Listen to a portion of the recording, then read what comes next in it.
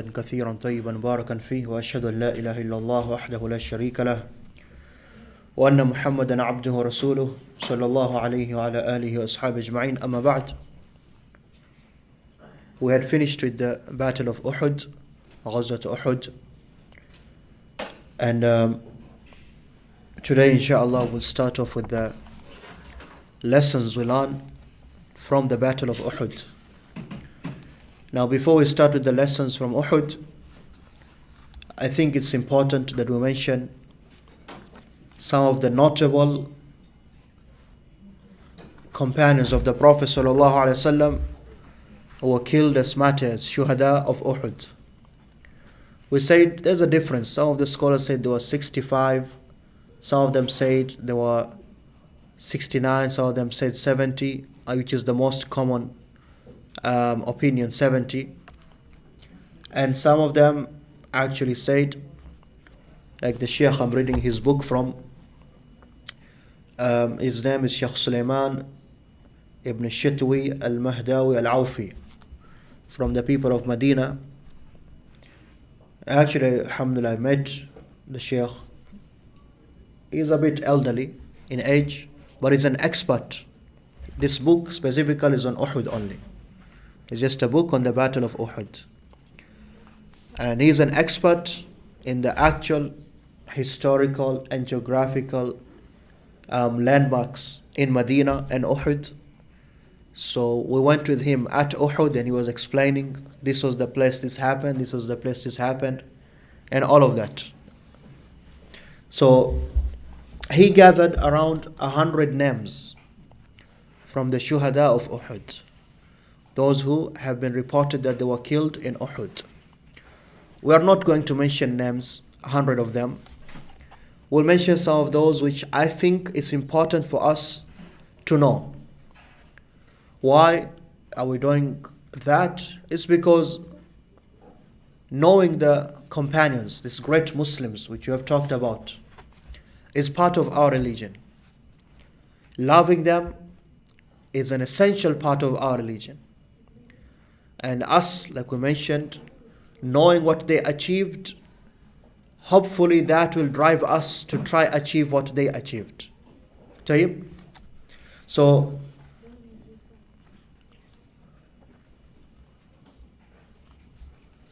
from those who are, I will not be mentioning numbers obviously, from those who are killed in Uhud, from the shuhada, the martyrs, and obviously we mentioned how these people, they attained a very high status, to the point that the Prophet ﷺ, he used to say after, I wish that I was martyred, killed as a shaheed just like they were.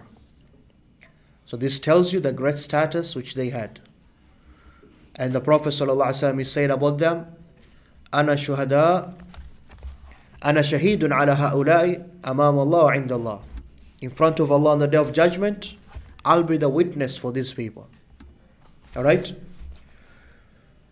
From them, we start of course with Hamza radiallahu anhu, who we mentioned, and he is the main personality who the Muslims lost on the day of Uhud, the uncle of the Prophet sallallahu alaihi wasallam, and his brother encircling the Asadullah, as the Prophet sallallahu alaihi wasallam called him, the lion of Allah, one of the great Muslims. And the Prophet ﷺ actually called him Sayyid Shuhada. So all of the Shuhada, all of the martyrs who have been martyred and will be in this world, in Jannah, Hamza is the best of them. Except the prophets. Because you know some of the prophets were killed as Shuhada. Do you know that or not? Like who? Some of the prophets were killed as Shuhada, martyrs. Like who? I can't hear you. Prophet Yahya alayhi salam, he was killed. And his father, Prophet Zakaria alayhi salam. Tayyib, Sayyidina Isa was not killed. Ma qataluhu wa ma salabuhu. Isa alayhi salam, Jesus is not dead and was not killed, was not crucified. وَلَكِنْ شُبِّهَ لَهُمْ. It was meant to resemble to them, someone else. and he's going to come back in the end of times, and he's going to lead the Muslims, and then he'll die just like every other human being has to die. كُلُّ نَفْسٍ ذَائِقَةُ الْمَوْتِ. Every soul shall taste death. Also from those who died in Uhud was Anas ibn Nadr, who we mentioned his story, the uncle of Anas ibn Malik, radiallahu anhum. When he saw how the companions, some of them they fled from the battlefield, some of them just gave up, and he asked them, why are you giving up? They said the Prophet ﷺ was dead. And he said to them, so why don't you fight for what he was killed for? Right? And he was the man who said, if Allah makes me live to witness a battle, Allah will see what I will do. And he told Sa'd bin Mu'adh, I smell the fragrance of Jannah in Uhud. And he went ahead, and he had 80 wounds they found in his body from the piercings of the arrows, the spears, and the cutting of the swords. And they mutilated his body, and only his sister could know him by his fingers. She only recognized him by his fingers. Anas ibn Nadr. That is why Anas ibn Malik we used to say, meaning the companions, about him. Allah revealed the verse in Surah Al-Ahzab which says, مِنَ الْمُؤْمِنِينَ رِجَالٌ صَدَقُوا مَا عَاهَدُوا اللَّهَ عَلَيْهِ. They are among the believers, people who they fulfilled the promise they gave to Allah. فَمِنْهُمْ مَنْ قَضَى نَحْبَهُ وَمِنْهُمْ يَنْتَظِرُ. Some of them they passed on, some of them they're still waiting. وَمَا بَدَّلُوا تَبْدِيلًا. They never changed. Which is a refutation on those people who said that the Prophet's companions, the Sahaba, they changed after the Prophet ﷺ died. No. Allah says, وَمَا بَدَّلُوا تَبْدِيلًا. They never changed. That is Anas ibn Nadr radiallahu anhu. Also, we mentioned Mukhayriq. Mukhayriq was a Jewish man from Banu Qaynuqa', and he believed on that day, and he said to his fellow Jews of Medina, لَقَدْ عَلِمْتُمْ أَنَّ نَصْرَ مُحَمَّدٍ حَقٌّ. You have known that you have to aid and support and believe in Muhammad and follow him, sallallahu alaihi wasallam.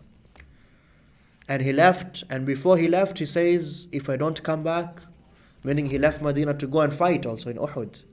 He says, if I don't come back, all of my wealth belongs to Muhammad, the Prophet sallallahu alaihi wasallam. And he was killed in Uhud.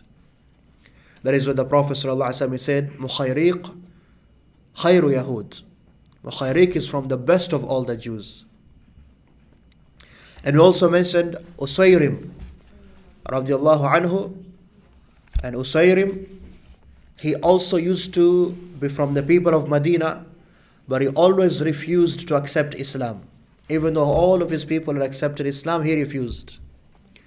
Until the day of Uhud, he accepted Islam without anybody knowing. And he went out to Uhud, and when the Muslims, the battle had finished, and they were looking at the dead people, then they found him. He was wounded. They asked him, Ya Usayrim, did you come here hamiyatun li ahlik? You fought because your people are fighting? Am raghbatan fil Islam? Or you wanted, actually you became a Muslim? And he said, La, I became a Muslim. And he died right there.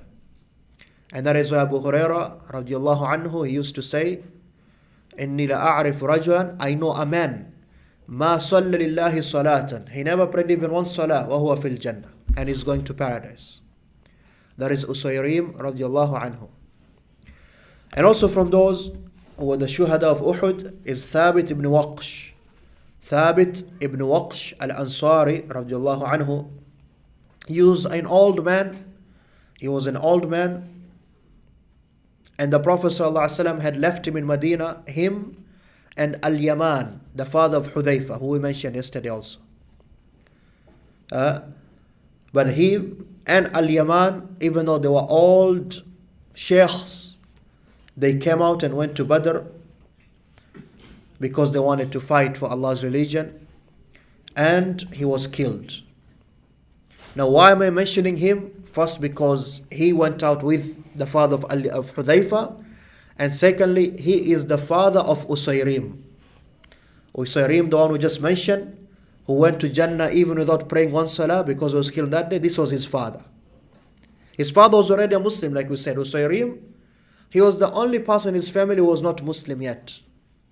This was his father, Thabit ibn Waqsh al-Ansari, radiyallahu anhu. And also, from the Shuhada of Uhud, the martyrs of Uhud, is Husayl ibn Jabir. And Husayl ibn Jabir is the actual name of Al-Yaman, the father of Hudhayfa. Hudhayfa ibn al-Yaman. Al-Yaman is a title. His laqab is a title, is not his real name. His real name is Husayl ibn Jabir. And they called him Al-Yaman because when the people of Yemen came from Yemen to Medina, he became their ally. He was close to them.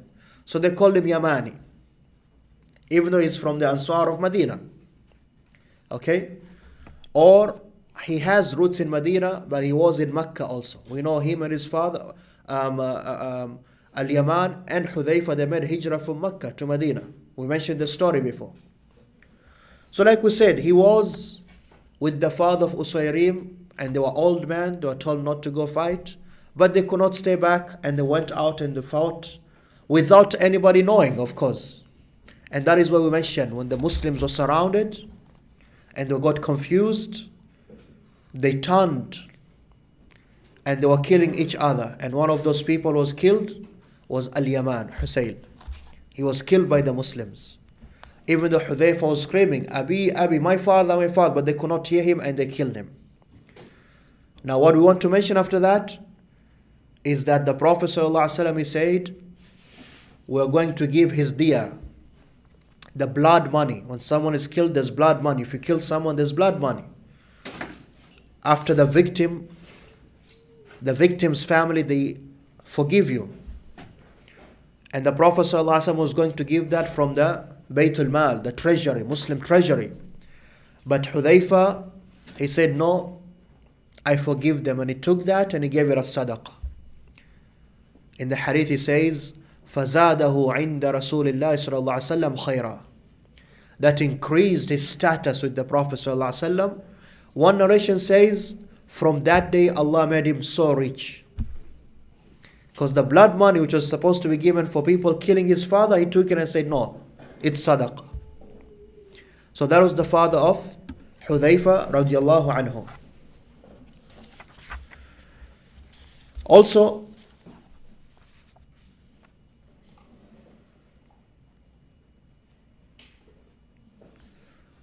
we mentioned Handala ibn Abi Amir, Handala al-Ghasil, radiallahu anhu, Handala who was washed by the angels.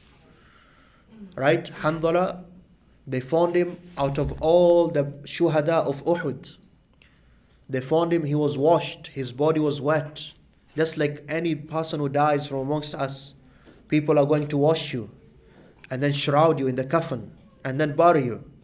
Nobody else was washed except Handala, and we say that because the angels washed him. No other companion of the Prophet ﷺ has this fadila, this excellency. Taib, Handala al-Ghasil. And why was that? Because he was just newly married, and he had consummated the marriage with his wife.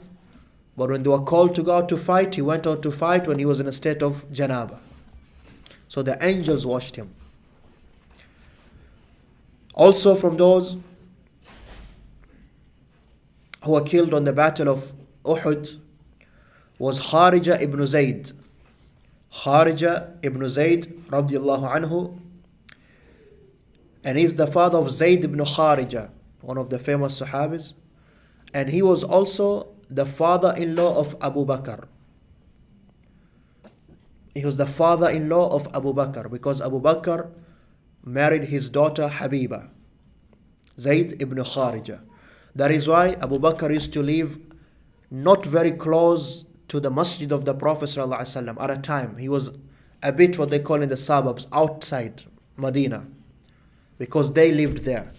That is what we're going to see in the story when the Prophet ﷺ died, and whatever happened. They waited. Someone had to go and call Abu Bakr. Then he came. So Kharij ibn Zayd radiallahu anhu was killed in Uhud also. And also those who were killed among those who were killed in Uhud, is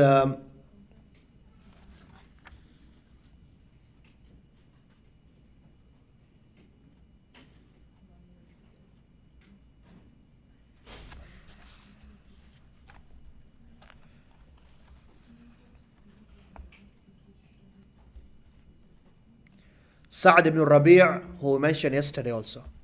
Sa'd ibn Rabi' radiallahu anhu, who stood before the battle, a day before the battle, he stood with who? Sa'd ibn Abi Waqqas. And he said, Ya Sa'd, let's make dua. And he said, okay, listen to him. And he made dua, he said, what? Oh Allah, tomorrow, make me meet an enemy who's strong and he knows how to fight very well. So I can fight him and he can fight me, and so that he can kill me for your sake and cut off my nose and ears. So when I meet you, you'll ask me, Ya Sa'd, what happened to you? And I say, this happened because of you, O Allah. And they found him like that. He was laying down. When the Prophet ﷺ, after the battle, he said, go look at who's dead. He was not dead yet. They found him. And when they talked to him, he said, Sa'd, give my salams to the Prophet sallallahu alaihi wasallam. أبلغ رسول الله صلى الله عليه وسلم عني السلام.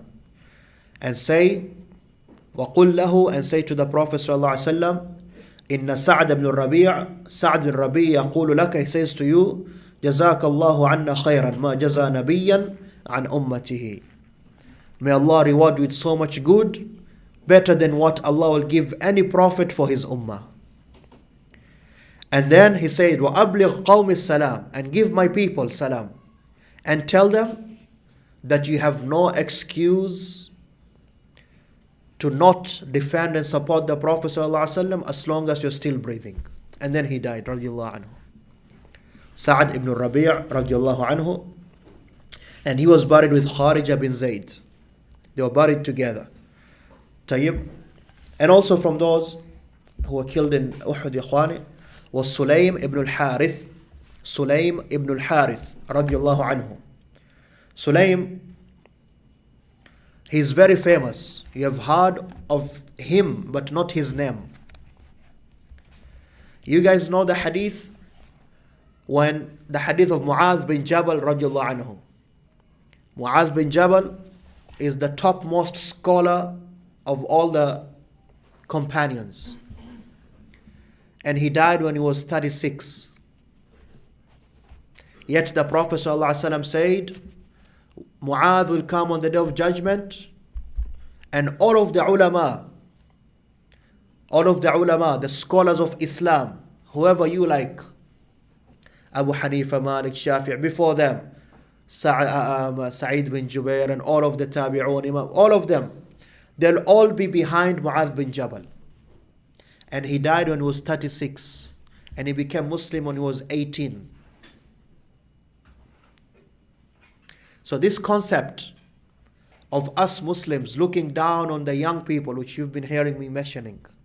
Oh, he's still young. You cannot be a sheikh until you are 69. You're about to die. Now you have knowledge. That's a huge problem we have in our society. The Prophet ﷺ, he taught us, you get merit but by what you have, not your age, not your tribe, not where you're from. So that is Mu'adh. Anyway, the story says, we know the hadith. Mu'adh bin Jabal, he used to pray Isha with the Prophet ﷺ. Isha in the masjids of the Prophet ﷺ. And then he used to go back to his neighborhood and lead the people there in Salah in their masjid. Okay? Which is allowed. So he would pray Isha, no.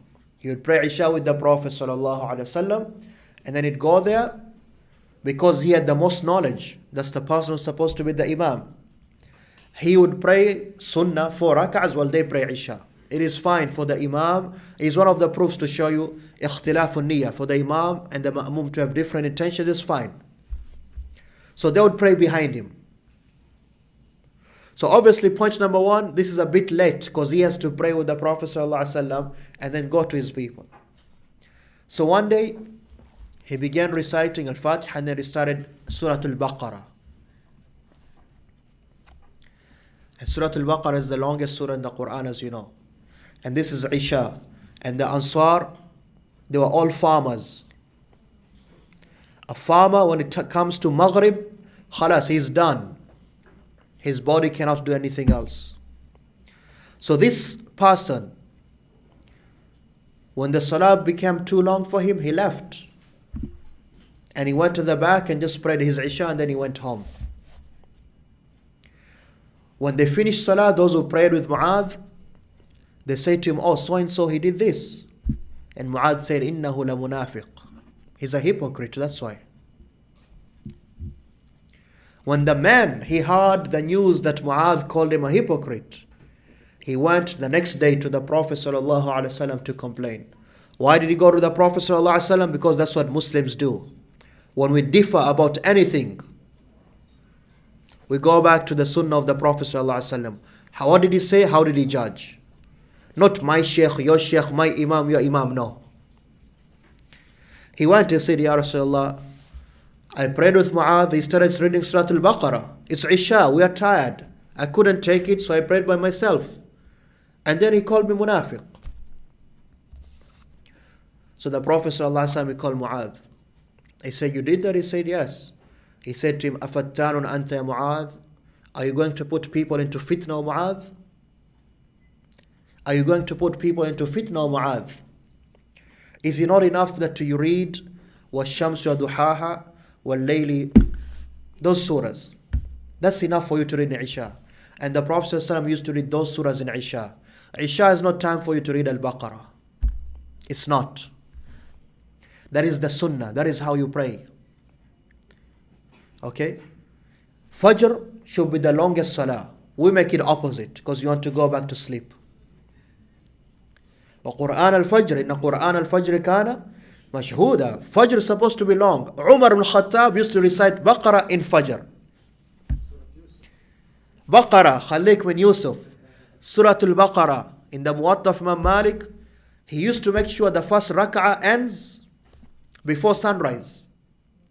Because if you catch a rak'ah before sunrise, you caught the salah. The second rak'ah, you'll finish all of Baqarah. Yes. Fajr is supposed to be long. Dhuhr is also supposed to be long. Not very long though. The Sahaba, radiallahu anhum, they used to say what? The Prophet will start the prayer and one of us will go to Baqi' and come back and catch the first rak'ah of Dhuhr. How long does it take you to walk from the Masjid today to Baqi'? 10 minutes. And back? Okay, still first rak'ah of Dhuhr. Yeah, waylak bas anta, if you're an imam, don't take this advice literally today in Ottawa, 2018 today. Maghrib was also not short like we make it to be. We think Maghrib is only Na'ataynaka and Li'ilafi Quraysh. 3 ayah of surahs. No. The Prophet ﷺ read Al-A'raf in Maghrib. A'raf is the 4th longest or 3rd longest surah in the Quran, if I'm not wrong. Ala kulli hal, guys, my point is Isha is supposed to be the shortest prayer. Because people are tired. People are supposed to go to sleep and maybe probably wake up for Qiyamul Layl. So the Prophet ﷺ said to Mu'adh, are you going to put people into fitna? Why don't you just read وَاللَّيْلِ وَالشَّمْسُ وَضُحَاهَا? Those surahs are enough. وَالسَّمَاءِ وَالطَّارِقِ وَالسَّمَاءِ ذَاتِ الْبُرُوجِ. Those surahs are enough. And then the Prophet ﷺ said, you think he's a munafiq? He's not a munafiq. That is why after the battle of Uhud now, we're talking about Uhud. And sorry, before that, the Prophet ﷺ said to him, Ya Sulaim, what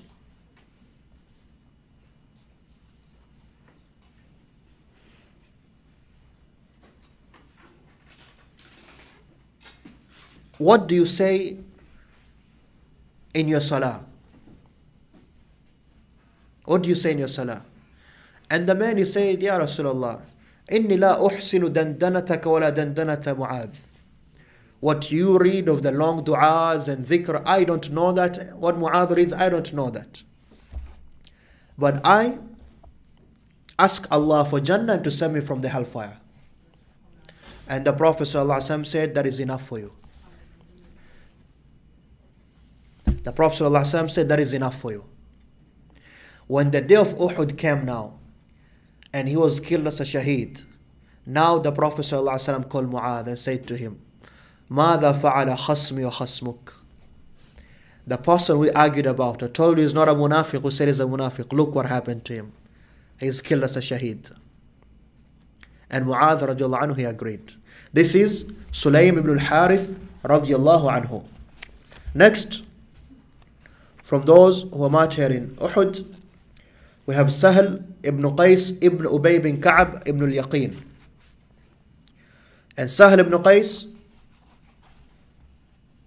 why we want to mention him? Because he was buried together with Hamza and Abdullah bin Jahsh. They were buried together. Sahl ibn Qais. Also, from those who martyred in Badr is Abbas ibn Ubadah. Abbas ibn Ubadah. And if you remember him, if you remember before the Muslims made hijrah to Mecca, to Medina, when the Ansar of Medina accepted Islam and they came to Mecca now and told the Prophet ﷺ, we accepted Islam. Come to us, we'll protect you. The Quraysh are killing you, torturing you. Come to us. And the Prophet ﷺ agreed. Before he agreed, remember those two men who stood up and said something. They said, Ya Ma'ashar al-Khazraj. He spoke to his people, Khazraj. He said, Ya Ma'ashar al-Khazraj. To summarize, he said, O people of Khazraj, do you know what you're doing? By telling the Prophet ﷺ to come to Medina, you're declaring war on everyone who hates him. Are you ready to defend him, to fight with him? He is the man who said those words. And then Usayd ibn Khudair also said the same words. This is Abbas ibn Ubadah, and he was killed on the day of Uhud, radiallahu anhu. Radiallahu anhu. And also we have Abdullah ibn Jubair. Who's Abdullah ibn Jubair? Man Abdullah ibn Jubair? Abdullah ibn Jubair was the leader of the 50 archers on the hill. Abdullah bin Jubair was the leader of the 50 archers put on the hill.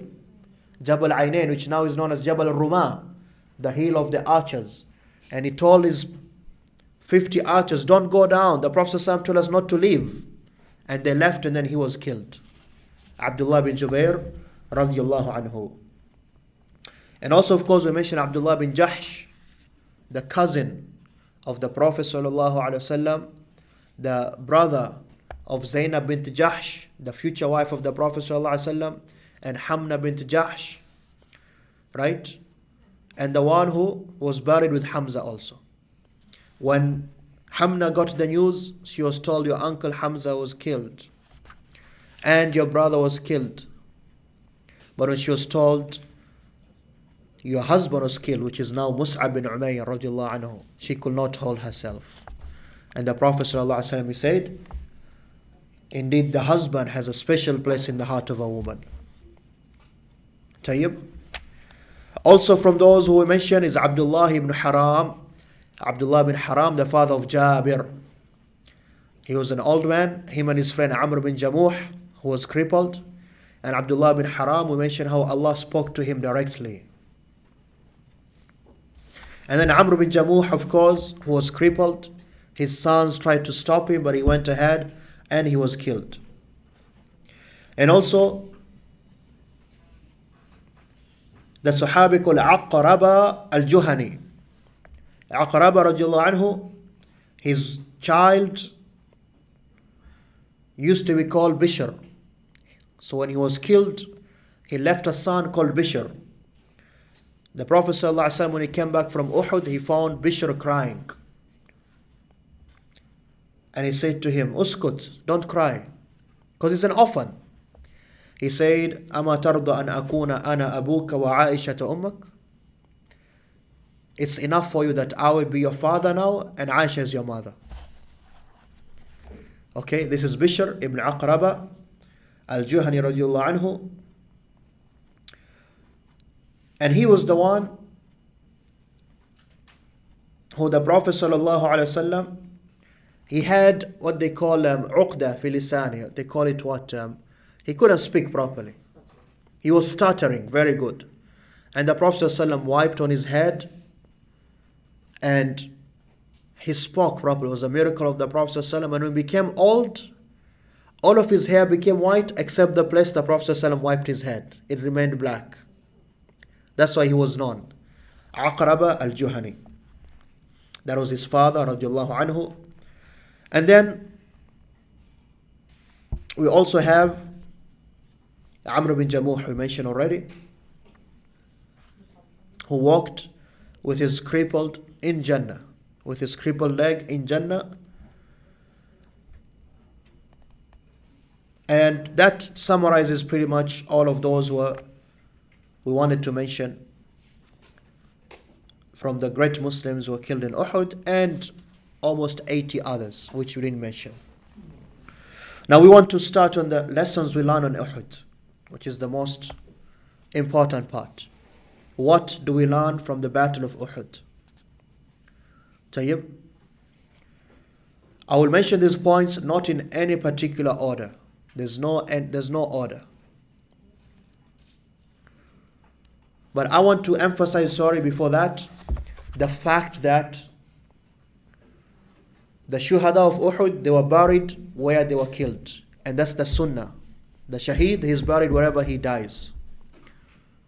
But they had to be moved after 46 years after the Khilafah of the Prophet ﷺ, Abu Bakr, Umar, Uthman, Ali, and then came Al-Hasan, and then after Hasan, Muawiyah radiallahu anhu, during the Khilafah of Muawiyah radiallahu anhu, because they had made true water canals to come from Uhud to Medina. Some of the water from the canals, it sipped out of the canals and went to where the Shuhada were buried. So the canals were far, but the water is water, it sipped out. So they feared that these bodies are going to come up, because if the sand becomes wet, khalas, it's easy for the bodies to show now. That is why he ordered the bodies to be moved. And he was the Khalifa, and we listen to the Khalifa whatever he says. So they moved him, and Ibn Abbas radiallahu anhu, one time someone came to him, this is Sahih al-Bukhari, and he said, Inni ra'aytu Muawiyata, I saw Muawiyah, yutiru bi rak'ah. He prays witr, just one rak'ah. And Ibn Abbas said, Innahu lafaqihun. Muawiyah is a faqih. He knows his religion. What he's doing is right. You can do witr, one rak'ah is enough. So Muawiyah, and before him Al-Hasan, and before him Ali radiallahu anhu, let alone Uthman, let alone Umar, let alone Abu Bakr radiallahu anhum. They were leaders of the Muslims, but also great scholars. Great scholars. That is why if some of you say, what is the difference between us and them? The difference between us and them, they were not just leaders. They were scholars. They were people who knew the religion. Let alone warriors, they went out also and fought for the religion and served the religion.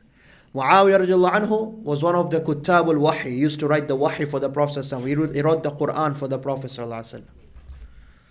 So anyway, him being the Khalifa and being a faqih, he understands if this water is going out to be a problem for the Shuhada, they have to be moved, because you can't stop the water.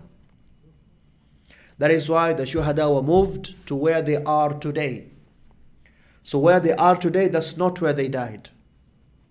That is where they were moved during the Khilafah of Muawiyah radiallahu anhu. So if you go for Umrah or Hajj, you go to Uhud, you'll see the mountain of Uhud, you'll see the small hill where the archers were, and you'll see where they are buried, the Shuhada of Uhud. طيب? And you have to thank whoever's in charge there of the Saudis.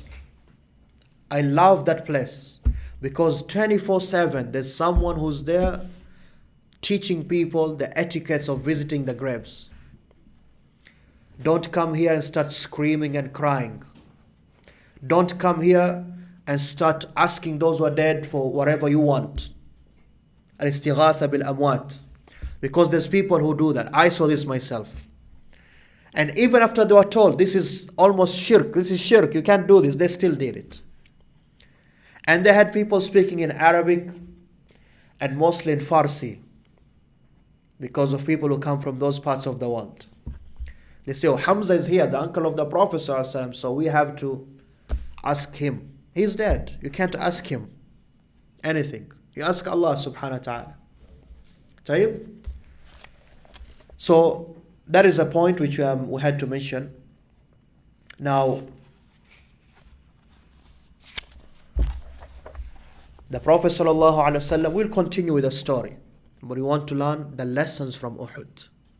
We mentioned how many verses of the Quran were revealed about Uhud? 60. In what surah? Ali Imran. Ali Imran has how many verses itself, the whole surah? 200 exactly. So 60 verses are Uhud. From 120 onwards to I think 180 something. All of it is about Uhud. وَإِذْ غَدَوْتَ مِنْ أَهْلِكَ تُبَوِّئُ الْمُؤْمِنِينَ مَقَاعِدَ لِلْقِتَالِ. From there. Everything is mentioned. How they suffered, how they were winning in the beginning, and why they lost, the losses they had because they وَعَصَيْتُمْ. You disobeyed. And those who flee, Allah said, وَلَقَدْ عَفَى اللَّهُ عَنْكَ. Allah has forgiven you. And Allah then consoled them. This is very important. Allah consoled the believers, the Muslims. At-tasliyah. Allah told them, إن تمسسكم قرح فقد مس القوم قرح مثلكم. If you feel you suffered wounds, they had suffered wounds also. So don't be stressed. Allah says, وَتِلْكَ الْأَيَّامُ نُدَاوِلُهَا. In this world, Allah, He puts you up sometimes. If you're good, obedient Muslim. If you sin, Allah puts you down. Then Allah will put you up again. Okay? Allah subhanahu wa ta'ala consoled them by saying what?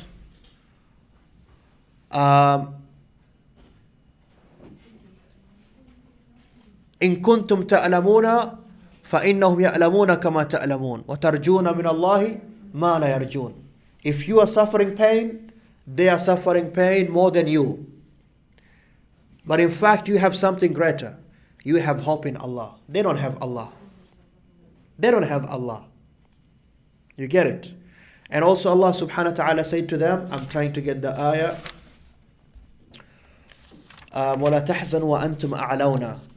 What does the ayah say? وَلَا تَهِنُوا وَلَا تَحْزَنُوا. Don't become weak and don't become sad.